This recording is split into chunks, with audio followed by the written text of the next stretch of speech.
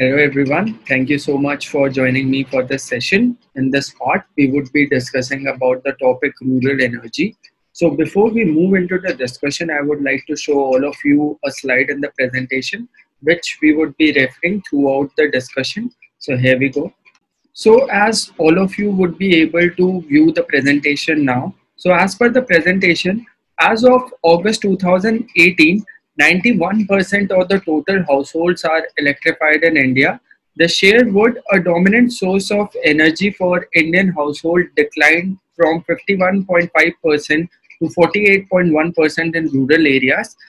And further, 80.3 million LPG connections have been released under the Pradhan Mantri Ujjwala Yojana since 2016. But there are refill problems in rural India. Further, moving into the discussion, we would be referring to the Saubhagya scheme as well as the Ujjwala scheme. And we would be talking about the role of DRE also, which is about decentralized renewable energy.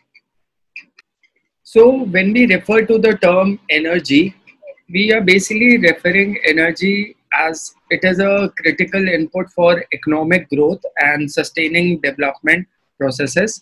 Over one-third of the world's population largely consists of the poor in rural areas of developing countries, does not have access to electricity.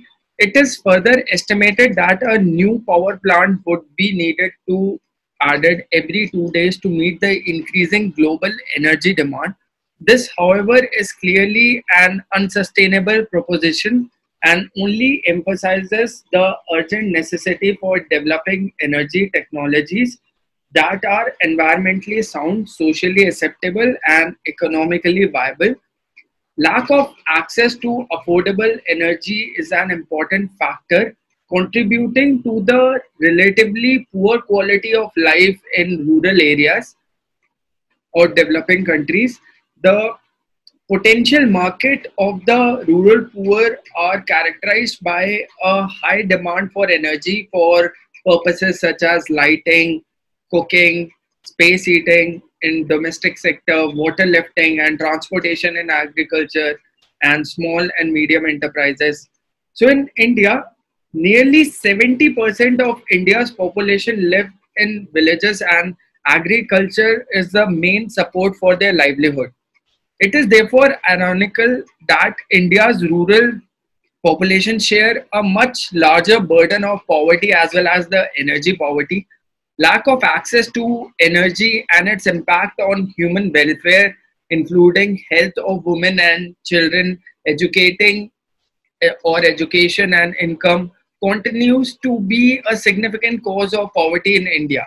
So, expanding energy access to poor households in rural and remote areas is a complex development challenge to the planners as well as the development practitioners. In spite of several policy initiatives undertaken by the Government of India in the recent past, with significant progress in extending the national grid and scaling up of the decentralized distributed generation models using renewable, challenges are still continuing. So the recent estimates reveal that almost 400 million people in the country lack access to electricity and a significant proportion relies on firewood, animal dung and agricultural residues for cooking and heating purposes. So it has been an estimate that most of the women and children die each year from the indoor pollution from cooking fires that is caused within a household. So we are talking about innovations in the energy sector, specifically focusing on the appliances that are powered by renewable energy have changed entrepreneurship and life in rural India. From solar freezers that increases the shelf life of dairy products or in other words milk products, to solar powered computer labs in school, to mini grid that power entire communities. These innovation demonstrates the immense potential of decentralized renewable energy, or a term referred to as DRE systems, in transforming rural India, not only by improving access to electricity, but also by putting that electricity to use in order to boost the rural economies. While initiatives like Saubhagya scheme and the Ujjwala scheme have resulted in India achieving nearly universal electrification and clean cooking respectively, the quality and reliability of these sources of energy remain an issue.